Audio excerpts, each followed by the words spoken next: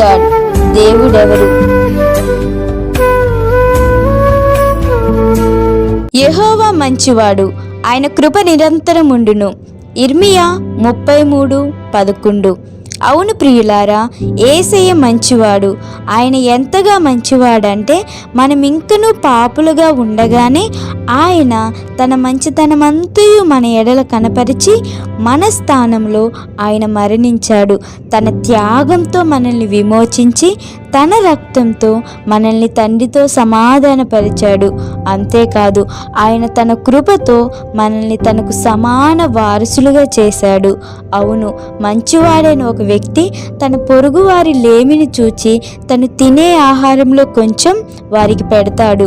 కానీ మంచివాడైన యేసయ్య మనకున్న పాపపు స్థితిని చూచి దానికి వెలగా తన ప్రాణాన్నే ధారాళంగా అర్పించాడు.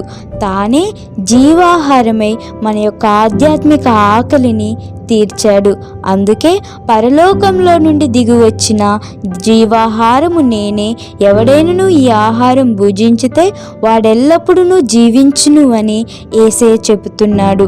అవును ప్రియులారా, మనం పాపపు స్థితిలో ఉన్నప్పుడే మన కోసం తన ప్రాణాలను అర్పించిన యేసయ్యకు నీ జీవితాన్ని సమర్పిస్తే నీ భవిష్యత్తు ఇంకెంత అద్భుతంగా భద్రంగా ఉంటుందో ఆలోచించావా? అందుకే నేను మిమ్మల్ని గూర్చి ఉద్దేశించిన సంగతులను నేను ఎరుగుదును. రాబో కాలమందు మీకు నిరీక్షణ కలుగునట్లుగా అవి సమాధానకరమైన ఉద్దేశములే కానీ హానికరమైనవి కావు అని దేవుడు చెప్తున్నాడు. అవును, ఒకవేళ మన జీవితంలో కొన్ని పరిస్థితులలో దేవుని కార్యాలు భయంకరంగా హానికరంగా కనిపిస్తున్నాయేమో, కానీ వాటన్నిటినీ నీ మేలు కొరకు మంచివాడైన దేవుడు ఉద్దేశించి ఉన్నాడు.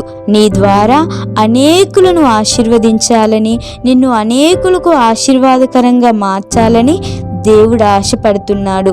అందుకే కొంచెం కాలము మీరు శ్రమపడిన పిమ్మట తానే మిమ్మును పూర్ణులుగా చేసి స్థిరపరిచి బలపరుచును అని పేతురు చెప్తున్నాడు.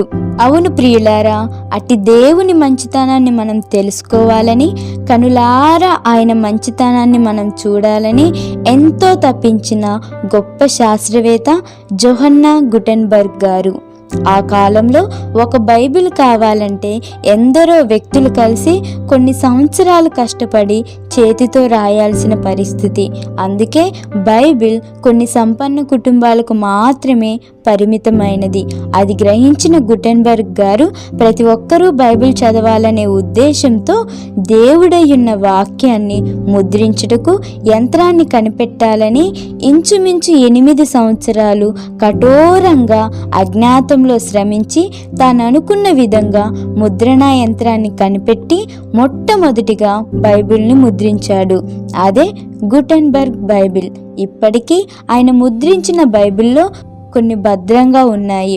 ఆయన కనిపెట్టిన ఆ ముద్రణ యంత్రం ద్వారా ఒక గొప్ప రెవల్యూషనే విద్యారంగంలో ప్రారంభమైంది. అనేకులు అజ్ఞానం నుండి జ్ఞానంలోనికి నడిపించబడుటకు ఆయన కారణమయ్యాడు. అవును ప్రియులారా, మన మంచితనం అనేది ఇతరుల యొక్క యోగ్యత మీద ఆధారపడదు, కానీ మన యొక్క విశ్వాసము, స్వభావము, ప్రవర్తన మీద ఆధారపడుతుంది. అందుకే దయను, సత్యమును ఎన్నడూనూ విడిచిపోనీయకుము. వాటి ద్వారానే దేవుని దృష్టి యందును మానవుల దృష్టి యందును నీవు దయనుంది మంచివాడు అనిపించుకొందువు అని వ్రాయబడినది. మరి నీవు దేవుని మంచితనంతో నింపబడినావా? నీ హృదయము సత్యవాక్యంతో నింపబడిందా? నీ ప్రవర్తన దేవుని యందు, మనుషుల యందు సరి అయినదిగా ఉందా? పరీక్షించుకో.